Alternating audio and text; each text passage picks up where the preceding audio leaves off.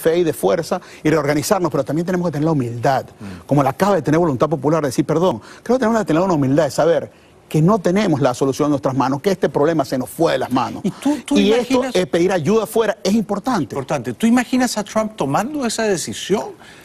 Yo creo que sí, yo creo que sí. Primero, creo que es un hombre con el talante que lo hace capaz de una cosa como esta. Hombre de acción. En segundo lugar, si tú haces un análisis serio de la condición, de la situación política interna americana, están dadas las condiciones para que lo haga. ¿Por qué?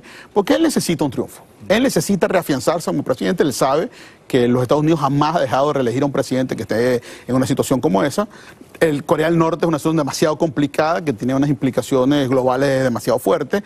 Venezuela, en cambio, es una situación donde todo el mundo aplaudiría. O sea, tienes un país en manos de narcoampones, donde todo el planeta está claro que son narcoampones y aplaudirían una situación como esta. Y podría además actuar en absoluta coordinación con la América Latina y Europa. América Latina y Europa. Me parece fantástico lo que estás haciendo, que es recoger firmas, hacer una petición formal, sensibilizar a la Casa Blanca con este tema. Tenemos que correr a la publicidad. Luego seguimos disfrutando de la presencia de este venezolano inteligentísimo, muy influyente, Gilberto Carrasquero. Don Gilberto Carrasquero es nuestro brillante invitado de esta noche. Es un venezolano global, ¿no?, que vive viajando y que entiende como pocos la complejidad de la crisis en su país de origen. Leía el fin de semana, Gilberto, que estos días el gobierno de Maduro, la dictadura de Maduro, tenía que decidir si pagaba o no unos bonos vencidos, ¿no?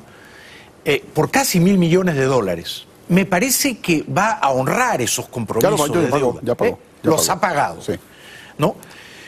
Pero digamos, el próximo año los bonos de PDVSA y del gobierno de Venezuela me parece que suman más o menos 8.000 millones.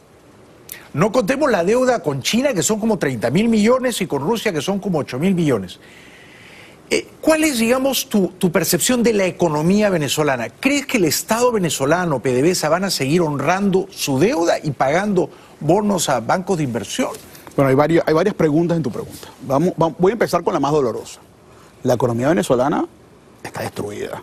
O sea, lo único que se puede decir de la economía venezolana es que está en caída libre. O sea, la contracción del producto acumulado de los últimos 3, 4 años es más del 40% y se espera el 24% más para el año que viene. La inflación es más del 1.000%. Ya están en hiperinflación. No, estamos en hiperinflación.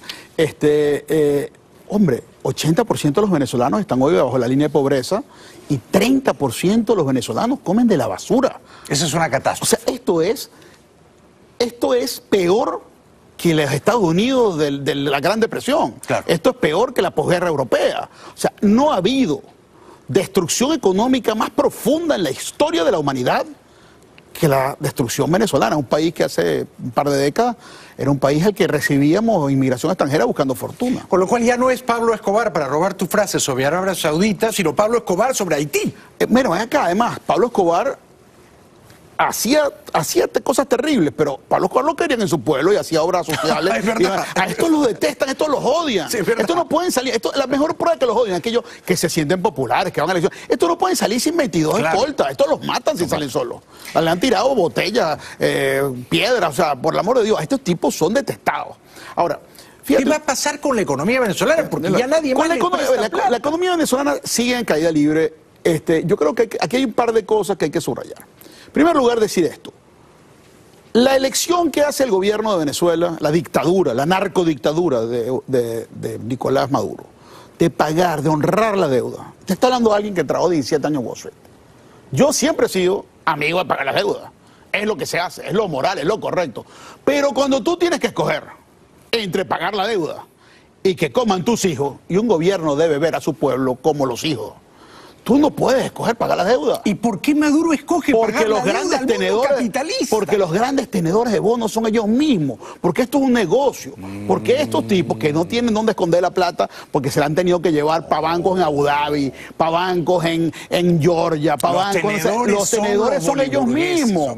Los grandes tenedores. Y entonces además manejan la información desalmadamente. O sea, no sabemos si vamos a pagar, baja 10 puntos. Los tipos compran, pagaron, subieron, volvieron a vender. O sea, manejan esto desalmadamente, descubrieron la finanza. Además, hay que decirlo, con la ayuda, con la connivencia, con la complicidad. ¿Quiénes los enseñaron?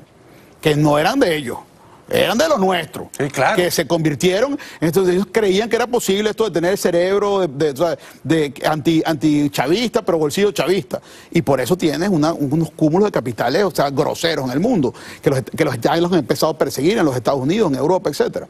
Ahora fíjate una cosa, porque yo quiero, además de que estamos diciendo sobre el tema moral del pago de la deuda, quiero subrayar dos cosas.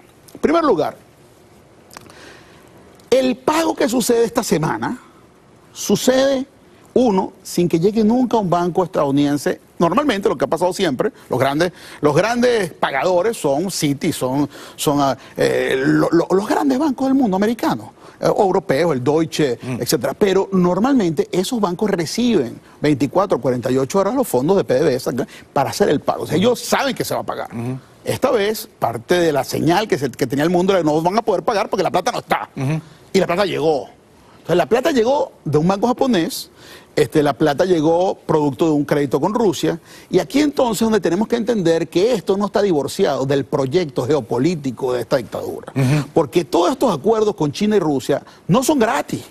O sea, para China, para el plan de desarrollo chino para los próximos 50 años, el talón de Aquiles era el problema energético. Y con Venezuela hay 27 acuerdos energéticos. Entonces, para China es fundamental poder mantener esos acuerdos energéticos. Pero en el caso de Rusia y Putin, o sea, Putin acaba de tener una conversación que además se fue referida por los medios, no fue secreta, con Maduro.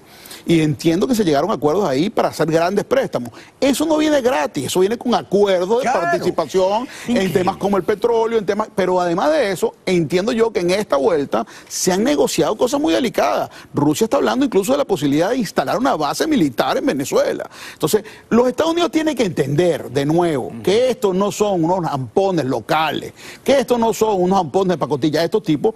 Este plan, o sea, tristemente, los que improvisan son los de la oposición. Chávez es un hombre que estuvo el tutelaje de Fidel Castro, que es un hombre, o sea, un genio del mal, un perverso que hundió en la más absoluta miseria al pueblo hermano de Cuba, con quien nos sentimos tan absolutamente retratados los venezolanos hoy. Pero un genio del mal, y que entiende la geopolítica, y que acá, ubiquémonos en una cosa, Jaime, 10 presidentes de los Estados Unidos se tiró Fidel. Claro, claro. 10 presidentes de los Estados Unidos. Es un tipo que estuvo con Kennedy, con Khrushchev, es un tipo que entiende el mundo, y que entendió, le dijo a Chávez, haz todas las elecciones que puedas. Prepárate para cuando la gente no esté contigo. Entonces, lo que está pasando hoy, que la gente no está con esta revolución, con esta pseudo-revolución, es que esto es un libreto, esto es una cosa que estaba planeada, está creada la milicia, están creadas las situaciones, todo lo que está pasando. Perdón. Pregunta, no, es un placer escucharte. Dos preguntas. ¿PDVSA va a seguir emitiendo bonos? Y el mundo capitalista, porque creo que la última vez fue Goldman Sachs, ¿se los va a seguir comprando? Bueno, hay dos cosas ahí. De nuevo, en tu pregunta hay dos cosas. Y vamos a separarlas para contestarlas bien. Lo que hizo Goldman fue una compra de bonos ya emitidos que estaban en la tesorería del Banco Central. Fue una operación de mercado secundario, no fue una emisión. Y eso, digamos, puedes cuestionarlo desde el punto de vista moral, pero desde el punto de vista económico y legal es perfectamente legítimo. Lo puede comprar cualquiera. Yeah. Y no constituye una emisión. O sea, cuando tú compras, o sea, ciertamente constituye una entrada de caja, porque quien los tenía era el central, pero lo ha podido tener Citibank y los compra Goldman. O sea, la moralidad la puedes cuestionar porque quien lo tenía el propio gobierno, pero al final del día no fue una emisión nueva. Y las sanciones financieras que hubo lugar hace un mes y medio, lo que limitan, fíjate tú, hay que entender los alcances de esta sanción, solo limitan la emisión de nueva deuda, y solamente se la pueden limitar los bancos americanos. Entonces, ciertamente en la emisión de nueva deuda, que incluye cualquier tipo de reestructuración, va a ser un poco más difícil que participen Goldman, Morgan Stanley, JP Morgan, Citigroup.